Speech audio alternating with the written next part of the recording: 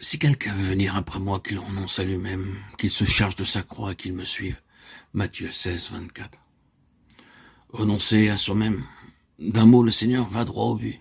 Il arrive que l'homme soit prêt à renoncer à certaines choses, à des choses agréables. Il arrive qu'il soit prêt à renoncer au péché.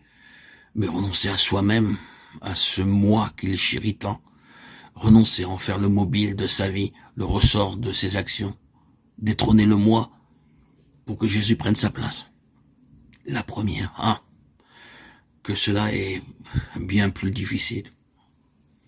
Renoncer à soi-même, frères et sœurs bien-aimés en Christ, l'emploi de tout autre mot eût amoindri, limité le champ d'action de la croix, et par conséquent, limiter la délivrance. En effet, chers amis, le résultat ultime de la croix, c'est l'affranchissement de soi-même, la délivrance du moi.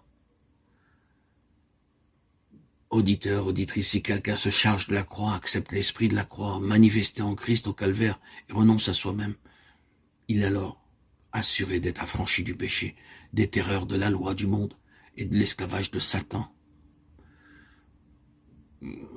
Qu'il soit 1000 fois béni, cet évangile du calvaire, dans sa simplicité, sa profondeur, son efficacité, sa sagesse, car le moi est bien la cause de tous les troubles, de toutes les rébellions, tous les égoïsmes, de l'orgueil et du péché. Que l'homme se considère comme cloué au bois avec le Christ, jour après jour, heure après heure, que dans les difficultés, les luttes inhérentes à cette vie, il renonce à soi-même et habite dans le calme et la paix du Sauveur. Suivant celui qui l'a précédé dans le chemin de la croix, cet homme suivra l'agneau. Non seulement jusqu'au calvaire, mais jusqu'au ciel, même où il partagera son trône.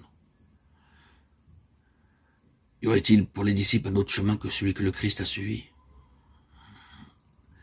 Évidemment non. Le Christ a pris sur la croix la place du pécheur. Quiconque veut le suivre et accepter ses enseignements doit prendre à son tour la croix de Christ. Lorsque les disciples avaient commencé à suivre Jésus de Nazareth, ils n'avaient sûrement jamais entrevu la possibilité du calvaire. Jésus les avait appelés, ils crurent qu'il était le Christ et le suivirent.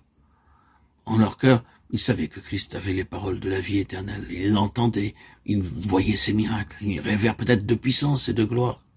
Mais jamais, certainement, la croix n'a paru à leurs yeux. Même lorsque Jésus leur annonça ouvertement, ils ne comprirent pas. Luc 9, 43, 44.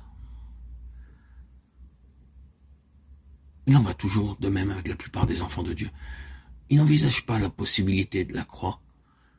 Mais les premiers disciples ne savaient pas ce que nous savons.